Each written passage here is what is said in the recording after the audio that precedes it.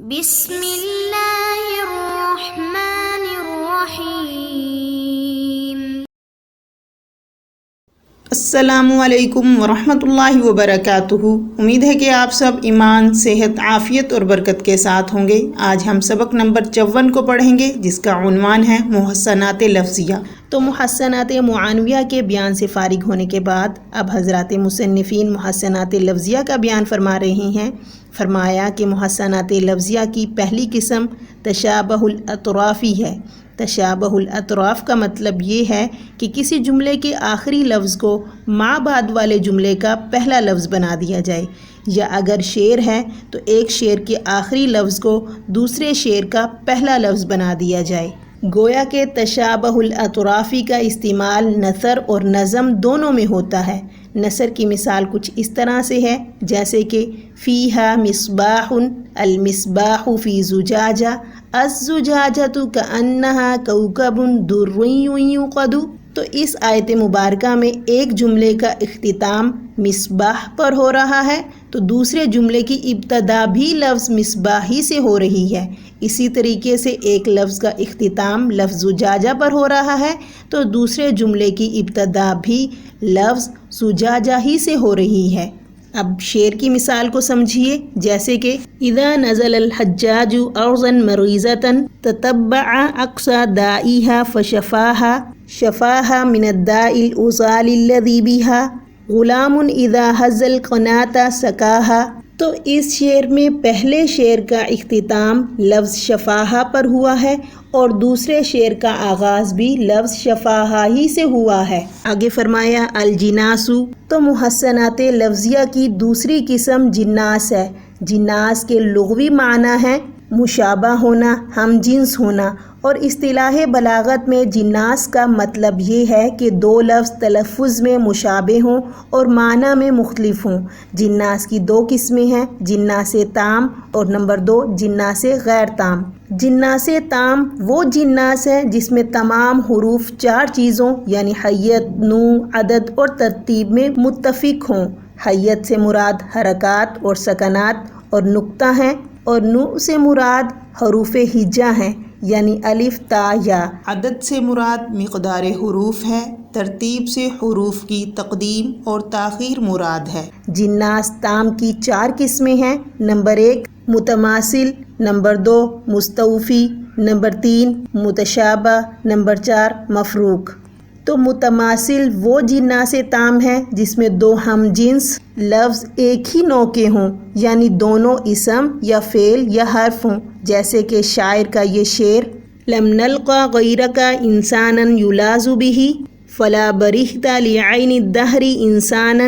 تو اس شعر میں محل استشہاد دونوں انسان ہیں، دونوں ہی ایک نوع کے ہیں یعنی اسم ہیں، البتہ معنی الگ ہے۔ تو اس لیے پہلے انسان سے مراد آدمی ہے، جبکہ دوسرے سے مراد آنکھ کی پتلی ہے۔ اور مستوفی وہ جناس تام ہے جس میں 2 لفظ 2 نوع کے ہوں، مثلا ایک فعل ہو تو دوسرا اسم ہو، جیسے کہ اس شعر میں فدارہم ما دمت فی دارہم وارضہم ما دمت فی ارضہم۔ تو اس شعر میں محل استشہاد دونوں دارہم اور دونوں ارضہم ہیں، اس طور پر کہ پہلا دار فعل ہے جو مدارات سے امر واحد مذکر حاضر ہے، اور دوسرا دار اسم ہے جو بامعنی گھر ہے، اور ہم ضمیر پہلے میں مفعول ہے اور دوسرے میں مضاف، دونوں میں ضمیر مضاف الیہ ہے۔ اسی طریقے سے ارضہم میں پہلا ارض فعل امر ہے جو اروضیہ سے مشتق ہے، اور دوسرا ارض اسم ہے جو زمین کے معنی میں ہے، اور یہاں بھی ہم ضمیر پہلے میں مفعول ہے جبکہ دوسرے میں مضاف الیہ ہے، دونوں جگہ مضاف الیہ کی ضمیر ہے۔ اگلی قسم متشابہ ہے۔ متشابہ وہ جناس تام ہے جس میں 2 متشابہ لفظوں میں سے ایک مرکب اور دوسرا مفرد ہو اور لکھنے میں دونوں یکساں ہوں، جیسے کہ اذا ملک لم یکن ذاہبۃ فداہ فدولتہ ذاہبۃ۔ تو اس شعر میں محل استشہاد دونوں ذاہبہ ہیں جن میں سے ایک مرکب اور دوسرا مفرد ہے، اور خط دونوں کا یکساں ہے۔ پہلے ذاہبہ میں ذا بمعنی والا ہے اور ہبہ بمعنی داد و حش سے مرکب ہے، اور دوسرا ذاہبہ ذاہبہ یذہبو سے صیغہ اسم فاعل مؤنث ہے، اور چوتھی قسم مفروق ہے، یعنی وہ جناس تام جس میں ایک لفظ مرکب اور دوسرا مفرد ہو اور خط میں دونوں یکساں نہ ہوں، جیسے کہ کلکم قد اخذ الجام ولا جام لنا ما الذی غر مدیر الجام لو جام لنا۔ تو اس شعر میں محل استشہاد جام لنا اور جام لنا ہے۔ پہلا لفظ جامع اور لنا مرکب ہے اور دوسرا لفظ جام لنا مفرد ہے، اور ہر ایک کے لکھنے کا طریقہ الگ الگ ہے۔ آگے فرمایا وغیر التامی، تو یہاں سے مصنفین جناس غیر تام کی وضاحت فرما رہی ہیں۔ فرمایا کہ جناس غیر تام وہ جناس ہے جو مذکورہ 4 امور یعنی حیت، نوع، عدد، ترکیب میں سے کسی ایک میں مختلف ہوں۔ اس کے بعد جناس غیر تام کی 6 قسمیں بیان کی ہیں۔ نمبر 1 محرف، نمبر 2 متعرف، نمبر 3 مزعل، نمبر 4 مضارع، نمبر 5 لاحق، نمبر 6 جناس قلب۔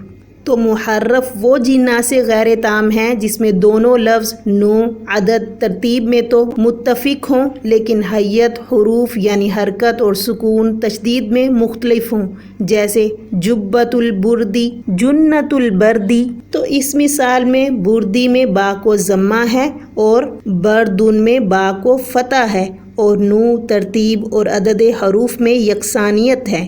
آگے فرمایا ومتعرف، یعنی وہ جناس غیر تام جس میں 2 لفظ صرف تعداد اور حروف میں مختلف ہوں اور زیادتی متجانس کے شروع میں ہو، مطلب یہ کہ 2 لفظوں میں سے ایک میں زائد اور دوسرے میں کم ہو۔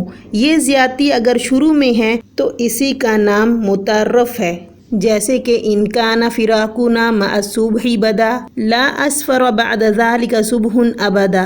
تو اس شعر میں محل استشہاد بدا اور ابدا ہے، اس طور پر کہ پہلے مصرعے کا آخری لفظ بدا ہے اور دوسرے مصرعے کا آخری لفظ ابدا ہے جس میں الف زائدہ ہے اور زیادتی شروع میں ہے۔ اور دوسری مثال آیت قرآنی سے سمجھ لیجئے، جیسے کہ وَالْتَفَّتِ السَّاقُ بِالسَّاقِ إِلَىٰ رَبِّكَ يَوْمَئِذٍ الْمَسَاقُ، اور ایک پنڈلی دوسری پنڈلی سے لپٹ جاتی ہے، اس دن تیرے پروردگار کی طرف جانا ہوتا ہے۔ تو اس آیت میں ساق کے مقابلے میں لفظ مساق میں ایک حرف میم شروع میں زائد ہے۔ آگے فرمایا ومزعل، تو مزعل وہ جناس غیر تام ہیں جس میں 2 لفظ صرف تعداد حروف میں مختلف ہوں اور زیادتی آخر میں ہو، جیسے کہ یہ شعر یمدون من ایدن اواسن اواسمی تسول باسیاف کوازن کوازبی۔ تو اس شعر میں محل استشہاد اواسن اور اواسم ہے اور کوازن اور کوازبو ہے۔ اواسم کے آخر میں میم زائد ہے آواز کے مقابلے میں، ایسے ہی کوازب کے آخر میں ایک حرف با کواز کے مقابلے میں زیادہ ہے۔ آگے فرمایا ومضارع، یعنی وہ جناس غیر تام جس میں دونوں الفاظ کے حروف مختلف ہوں لیکن وہ دونوں مختلف لفظ قریب المخرج ہوں، بعید المخرج نہ ہوں، جیسے کہ ینہونا و ینعونا۔ اس میں ہا اور حمزہ 2 مختلف جنس کے حروف ہیں اور قریب المخرج ہیں، تو اس لیے دونوں کا مخرج اقصی حلق یعنی حلق کا پچھلا حصہ ہے سینے کی طرف۔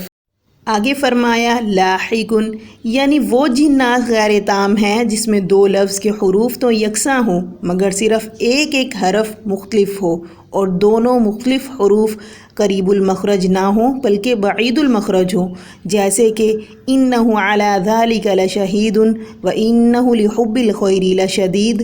تو یہاں پر شہید اور شدید کے درمیان تجنیس ہے، اور شہید میں ہا اور شدید میں دال بعید المخرج ہیں، کیونکہ ہا کا مخرج اقصی حلق اور دال کا مخرج زبان کی نوک اور ثنایا علیہ کی جڑ ہے۔ آگے فرمایا وجناس قلبی، یعنی وہ جناس ہے جس میں دونوں ہم جنس لفظ صرف حروف کی ترتیب میں مختلف ہوں، جیسے کہ کنیل ولین وساقن وقاسن۔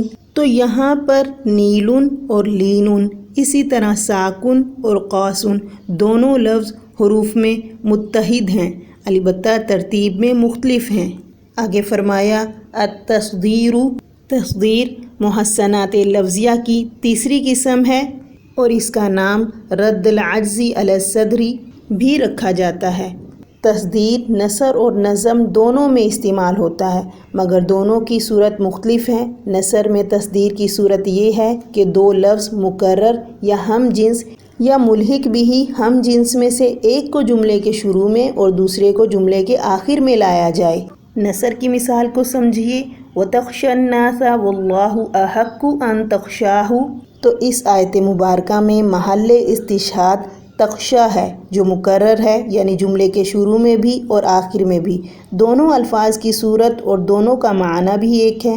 اور دوسری مثال سائل اللعیم یرجع ودمعہ سائل، یہ مثال ہم جنس کی ہے اس لیے کہ پہلے سائل اور دوسرے سائل دونوں کی شکل اور جنس ایک ہے مگر مشتق منہ دونوں کا الگ الگ ہے، اس لیے معنی بھی دونوں کے الگ الگ ہیں۔ پہلا سائل سوال سے مشتق ہے جبکہ دوسرا سائل سیلان سے مشتق ہے۔ تیسری مثال کو دیکھیے، استغفروا ربکم انہ کان غفارا، یہ مثال ملحق بھی ہم جنس باعتبار اشتقاق کی ہے اس لیے کہ استغفروا اور غفارا دونوں کا مشتق منہ ایک ہے اور وہ غفارا ہے۔ چوتھی مثال دیکھیے، قال انی لعملکم من القالین، یہ مثال ملحق بھی ہم جنس باعتبار شبہ اشتقاق کی ہے اس طور پر کہ قال جو جملے کے شروع میں ہے اور قالین جو جملے کے آخر میں ہے، بظاہر ایسا معلوم ہوتا ہے کہ دونوں ایک مصدر سے ملحق ہیں، حالانکہ ایسا نہیں بلکہ پہلا قال یقول قولا بمعنی کہنا سے مشتق ہے جبکہ دوسرا کلیا یقلا کلن بمعنی بغض رکھنا برا سمجھنا سے مشتق ہے۔ آگے فرمایا وفی النظم ان یکون، نظم میں تصدیر کے پائے جانے کی صورت یہ ہے کہ مذکورہ بالا چار طرح کے دو لفظوں میں سے ایک شعر کے آخر میں اور دوسرا پہلے مصرعے کے شروع میں، یا ایک تو شعر کے آخر میں ہو اور دوسرا شروع میں نہ ہو بلکہ کچھ بعد میں ہو، جیسے کہ ان اشعار کو دیکھیے، سریع الی ابن العم یلطم وجہہ ولیس الی داع الندى بسریع تمتع من شمیم عراری نجد فما بعد العشیۃ من عراری۔ پہلے شعر میں محل استشہاد سریع ہے جو مکرر ہے ایک شعر کے آخر میں اور ایک مصرع اول کے شروع میں، اور دوسرے شعر میں محل استشہاد عراری ہے جو کہ مکرر ہے ایک تو شعر کے آخر میں ہے اور دوسرا مصرع اول کے شروع میں تو نہیں ہے بلکہ اس کے بعد ہے یعنی درمیان میں ہے۔ جزاکم اللہ خیرہ۔